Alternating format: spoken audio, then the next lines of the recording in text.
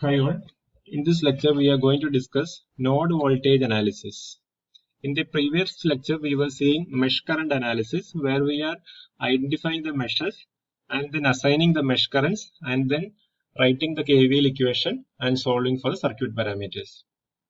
Now, in the case of node voltage, here we are identifying the nodes, assigning the node voltages, writing the KCL equation, and then solving the equations for finding out the circuit parameters. So the first and foremost thing is identifying the nodes.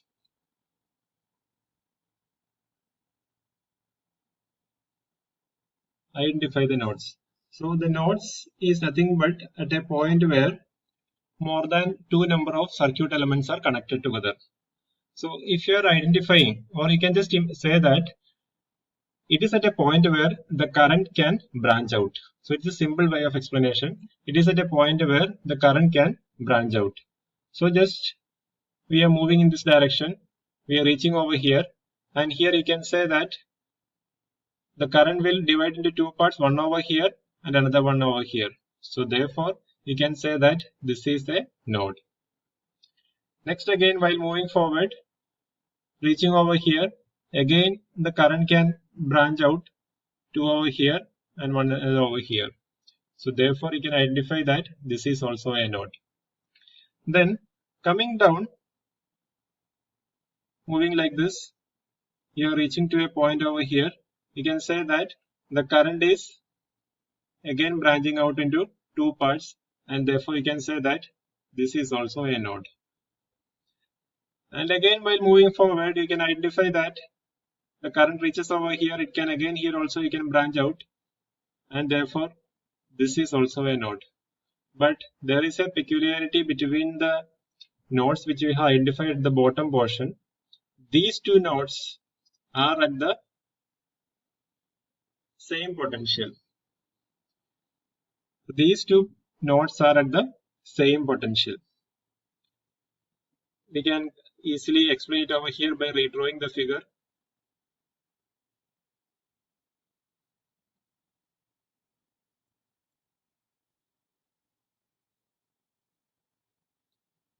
So this we have already identified as a node. This we have already identified as a node. And at the bottom portion, we can draw it like this. We can connect all these bottom connections as a single point. So this is nothing but a single node. So you have to identify that this is a single node. Or you can say that identify the nodes in such a way that the potentials are different. Okay. So now we are having three nodes. This is node 1, this is node 2, and this is node 3. So we have identified three nodes. Now we have to take one of the nodes as the reference node. One of the nodes we have to identify as a reference node. Generally, we will be taking the node which is a common point to the entire circuit as the reference node. So in this case, we can say that the node number 3 is the reference node. And since we have identified that particular node as a reference node, we will be giving a ground connection like this, a ground symbol like this to identify that it is the reference node. And now the next thing is assigning the voltages to these nodes. So we'll be assigning the voltages to these nodes. So this will be V1, this will be V2, and this will be V3. So we have three nodes which we have identified. One of the nodes we have taken as the reference node, and we have assigned the voltages to each of these three nodes.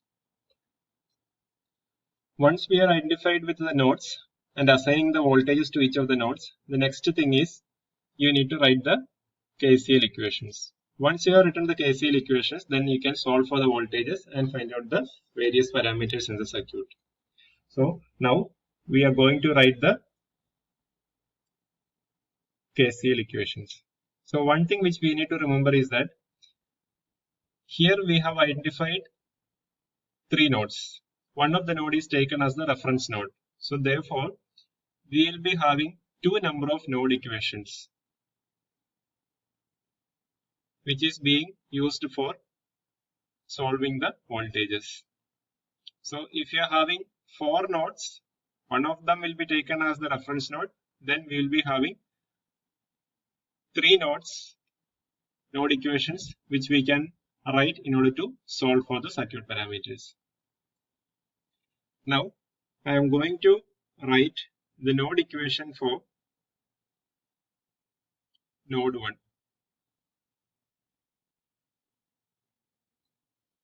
When I am at node 1, I will assume that the node 1 is at a higher potential compared to any other nodes in the circuit.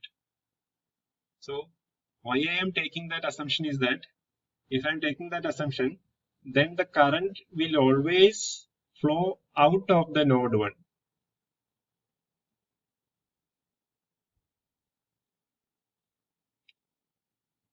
The current will always flow out of the node 1.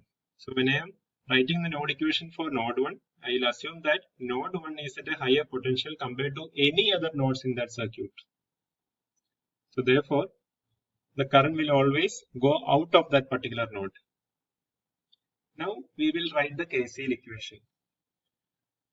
KCL means the current equations. So generally we will not write the current, but for the understanding purpose, I will write this as current I1, this as I3, and this as I2.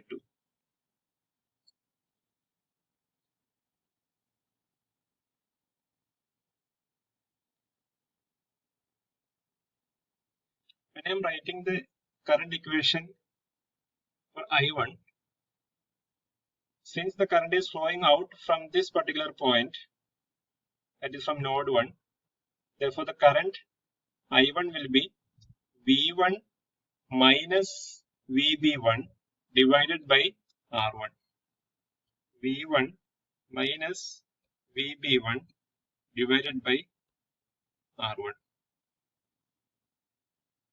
plus, because I have assumed that all the currents at that node 1 is going out. So therefore, the current leaving should be equal to the current entering the node. Okay, so that is how we are writing the KCL for each nodes. Now, another one is the important thing. We are writing the current flowing from the node 1 through the resistance R2. We have already assumed that or taken that V3 is my reference node and I have given a ground potential. V3 I have assumed a ground potential and it is taken as the reference node. Since it is taken as the reference node, the value of V3 will be equal to 0. The value of V3 will be equal to 0.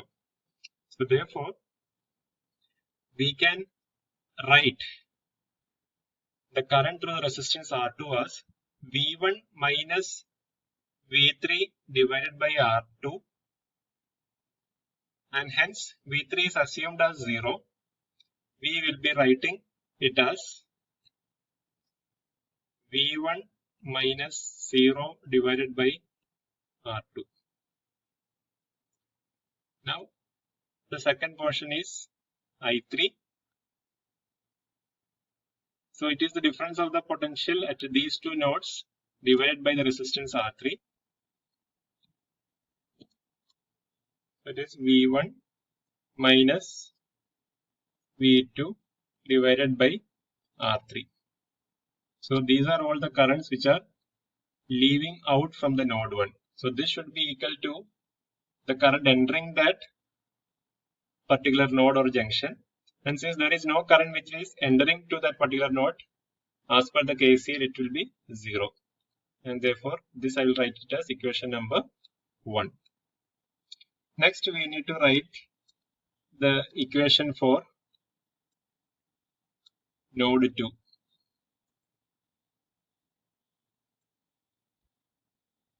you have to write the KCL equation. So here, again I will mark the corresponding currents just for the understanding purpose. So here, when I am at node 2, I am assuming that the node 2 is at a higher potential than any other nodes in that particular circuit. So therefore, the current will be leaving out. So this will be I3, this will be I5, and this will be I4. Now, the first one we are going to write the equation for I3. So V2 minus V1 divided by R3 will be the current which is flowing through the resistance R3. V2 minus V1. Why V2 minus V1? Because I have assumed that V2 is at a higher potential than any other nodes in that particular circuit. So it is V2 minus V1 divided by R3. Now, the second term is along the resistance R4, that is the current I4. So it is V2 minus V3 divided by R4. And since V3 is equal to 0, we'll be writing it as V2 minus 0 divided by R4. Next is writing the equation for current I5. So this is at V2. So this VB2 means if this is, just imagine this is 5 volt. So that 5 volt will be, potential will be over here. And this 5 volt is nothing but VB2.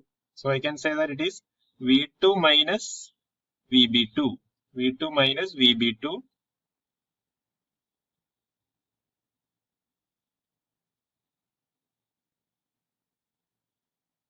divided by the resistance R5. So all these are the currents which are leaving out from that particular node 2. So the current leaving should be equal to the current entering. Since there is no current which is entering the junction or node, it will be 0. And this is equation number 2. So now we are having two equations. We can solve for the voltages and we can find out the corresponding current through each of the resistances. So if somebody is asking to find out what is the current through resistance R2, it is nothing but the voltage V1 divided by resistance R2. If it is, you are asked to find out what is the current through the resistance R1, it is V1 minus VB1 divided by R1. Once you get the values of V1 and V2, then you can find out any other parameter in this particular circuit. So always remember that you are using the KCL in the case of a node voltage analysis. First you have to identify the nodes. One of the nodes you are taking it as a reference node and you are assigning a ground symbol and therefore its potential is at 0. Then you will be assigning the voltages V1 and V2. Write the node voltage equations.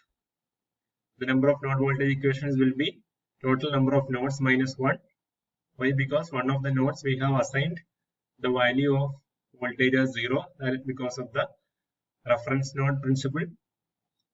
Then we will write the KCL equations and then solve for voltages and then we can calculate the respective currents. So one thing I just want to remember here that just imagine that this VB1 is mentioned like this. So the potential is minus VB1 here. So therefore you'll be writing it as V1 minus of minus VB1. So it is V1 plus VB1 divided by R1. So that kind of changes will come depending upon the change in the corresponding battery potentials.